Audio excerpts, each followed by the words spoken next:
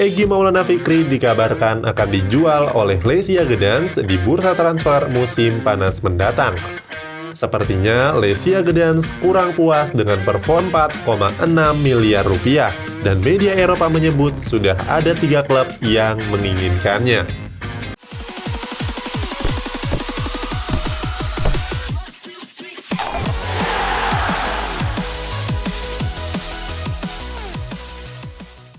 Tahun 2017 lalu, Egy sempat meramaikan media olahraga dunia.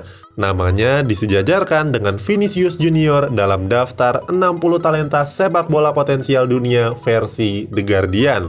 Dengan CV yang menarik, klub teratas Liga Polandia Lesia Gdansk langsung mengontraknya dan langsung memberikan nomor punggung 10.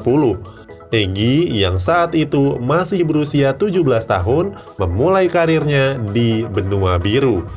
2 tahun semenjak kedatangannya di Polandia, tubuhnya terlihat lebih atletis dari sejak pertama kali dia diperkenalkan. Tapi sayangnya, Egy lebih sering duduk di bangku cadangan. Karir Egy cukup stagnan. Dalam 2 musim, Egy hanya diturunkan sebanyak 4 kali, di Ekstraklasa 3 kali dan di Piala Super Polandia 1 kali. Egy hanya tampil selama 55 menit di semua laga yang dia mainkan, tanpa gol, tanpa assist dan catatan mengesankan lainnya. Dia masih terus bekerja keras untuk menampilkan performa terbaiknya. Sekarang, nama Egy kembali menjadi sorotan. Kabarnya, pemain bintang asal Indonesia ini segera dilego oleh Lesia Gdansk. Media Jezuro Sportu mengatakan Lesia Gdansk membandrol Egy senilai 300.000 euro atau sekitar 4,6 miliar rupiah. Nilai kontrak dan fasilitas premium yang telah dikeluarkan Lesia Gdansk tentu membutuhkan timbal balik. Egy harus dibeli oleh klub lain, bukan keluar secara gratisan. Kontraknya yang tinggal 1 tahun membuatnya harus pindah di akhir musim ini supaya Lesia mendapatkan biaya transfer pemain. Gayung pun bersambut. Masih dari media Jezuro Sportu, ada 3 klub yang berminat untuk mendatangkannya. Bukan dari klub lokal Indonesia yang membuatnya harus pulang kampung karena semua tawaran masih berasal dari benua Eropa. Tim pertama adalah Gornik Zabrze. Klub ini masih satu negara dengan Lesia Gdansk.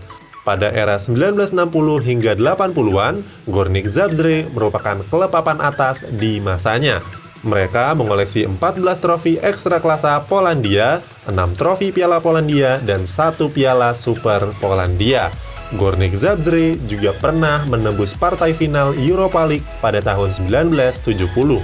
Sebelum akhirnya kalah dari Manchester City dengan skor 2-1. Sayangnya, kini Gornik Zabrze hanya menjadi klub papan tengah, selevel dengan Lesia Gdansk. Musim ini, Gornik Zabrze duduk di peringkat 9 dari 16 tim di Ekstraklasa babak reguler. Selisih 1 strip di bawah Lesia Gdansk di peringkat 8 babak reguler. Namun, karena berada di 8 terbawah, Gornik Zabrze harus berjuang lolos di babak degradasi. Sementara Lesia Gdansk sedang berjuang di babak final. Klub kedua adalah Warta Poznan. Masih dari negara putih merah, tapi tim ini berada di divisi yang 1 level di bawah tempat Egy bermain sekarang. Meski sekarang terpuruk di kasta kedua Liga Polandia, Warta Poznan juga pernah berjaya di masanya. Mereka pernah menjuarai Ekstraklasa Polandia sebanyak 2 kali di musim 1929 dan 1947. Sebagai informasi, mereka bukan hanya klub sepak bola, ada divisi lain termasuk hoki dan tenis. Musim ini, tim sepak bola Warta Poznan berada di peringkat 3 dari 18 tim yang bertanding. Hanya selisih 2 poin dari pemuncak klasemen sementara. Kalau sesuai rencana, tim ini juga akan bermain di Ekstraklasa Polandia musim depan. Sehingga kalau Egy didatangkan, dia menjadi pemain dari tim promosi Liga Kasta Teratas Liga Polandia. Sementara klub ketiga yang berminat mendatangkan Egy adalah SK Slovan Bratislava. Klub yang berdomisili di Slovakia ini merupakan klub adik kuasa di divisi utama Liga Slovakia. Slovak Superliga. SK Slovan Bratislava telah mengoleksi 8 trofi Liga 1 Cekoslovakia, 5 trofi Piala Cekoslovakia, 14 trofi Liga Super Slovakia, 15 trofi Piala Cekoslovakia, dan masih banyak lagi trofi-trofi yang lainnya. Sekedar informasi, dulu Slovakia tergabung bersama Cekoslovakia sebelum akhirnya pecah kongsi menjadi Slovakia dan Republik Ceko. Itulah penyebab catatan prestasi SK Slovan Bratislava terlihat seperti bermain untuk dua negara sekaligus. Prestasi gemilang yang diraih SK Slovan Bratislava membuktikan kalau mereka adalah klub yang begitu overpower, seperti Barcelona di La Liga. Bicara soal Barcelona, klub berjuluk Blaugrana itu juga pernah ditaklukkan oleh SK Slovan Bratislava. Saat itu adalah partai final Europa League tahun 1969 yang digelar di kota Basel, Swiss. Tidak cukup sampai di situ. SK Slovan Bratislava juga berjasa atas kemenangan Cekoslovakia di Euro 1976. Kala itu mereka mengirimkan 7 punggawanya untuk memperkuat timnas Cekoslovakia. Kini, SK Slovan Bratislava masih menjadi pemuncak klasemen Liga Slovakia. Kemungkinan besar klub ini kembali mempertahankan gelar juaranya di musim ini karena punya selisih yang cukup jauh dari peringkat keduanya.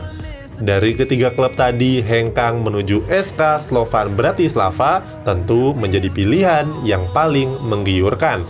Selain karena SK Slovan Bratislava adalah klub kuat, mereka juga berkesempatan tampil di Liga Champions Eropa, apalagi klub itu telah mendominasi liganya sendiri, seperti Bayern Munchen di Jerman atau Paris Saint-Germain di Perancis. Namun, bermain di sana membuat tantangannya jauh lebih besar.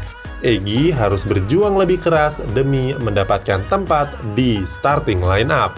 Tidak menutup kemungkinan Egy kembali lebih banyak bermain di bangku cadangan kalau ditransfer ke SK Slovan Bratislava. Cetak Gol menyarankan Egy harus memilih tim yang siap memberinya kesempatan bermain yang lebih banyak. Tahun ini Egy masih berusia 20 tahun. Jam terbang begitu penting untuk pemain berusia muda. Kalau mau realistis, dari ketiga klub yang tertarik tadi, Egy lebih cocok bermain di Warta Poznan. Selain sudah familiar bermain di Liga Polandia, kesempatan bermainnya juga pasti lebih tinggi karena berada di klub yang kualitasnya lebih lemah. Sebab semua ingin melihat gocekan kelok 9 Egy Maulana Fikri di benua Eropa. Nantinya, kalau berhasil membuktikan kualitas, Egy pasti dilirik pencari bakat klub-klub yang lebih besar. Tidak menutup kemungkinan bisa saja datang dari Liga Spanyol atau Italia.